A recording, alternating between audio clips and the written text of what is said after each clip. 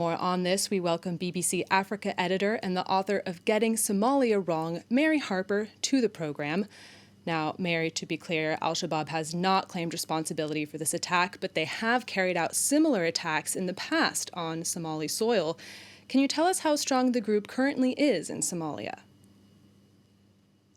Yes, even though Al-Shabaab hasn't claimed this particular attack, it has all the hallmarks of an Al-Shabaab attack. And the group, even though it no longer controls the big cities in Somalia, it does maintain an ability, as we saw today on Saturday, to carry out enormous attacks almost at will. And it still controls many parts of the southern and central parts of Somalia. So it is a group that, even though it's got a huge international operation trying to destroy it, including American drones, international forces, many thousand African troops as well. It has so far proved a very difficult group to eliminate. Yes, Al-Shabaab has been waging an insurgency in Somalia for years. How has the government sought to counter it, and where has it gone wrong?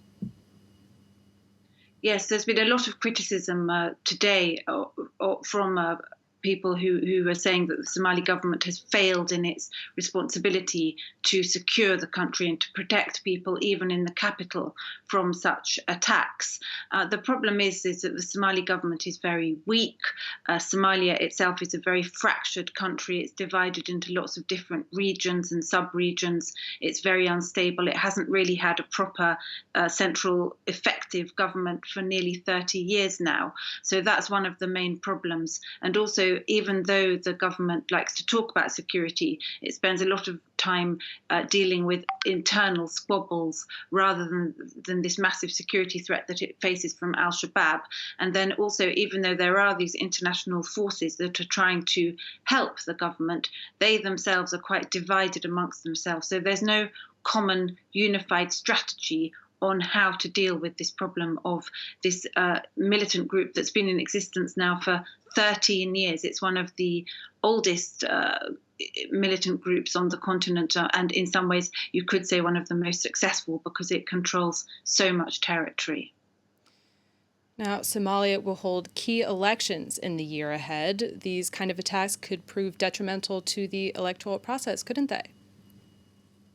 Yes, I mean, there has been promises that this year, well, in 2020, which will start in a few days' time, that they will be one person, one vote elections. But incidents such as what happened in Mogadishu on Saturday really suggest that that is going to be impossible for the country to hold any kind of democratic elections. Probably they'll have some very restricted system whereby MPs will be elected, a government will be formed. But as we've seen in the elections that have been happening in the country since at least 2012, the existence of Al-Shabaab and its ability to create so much instability, so much uncertainty, so much unpredictability, it has made it impossible for Somalia to really forge ahead with its democratic ambitions.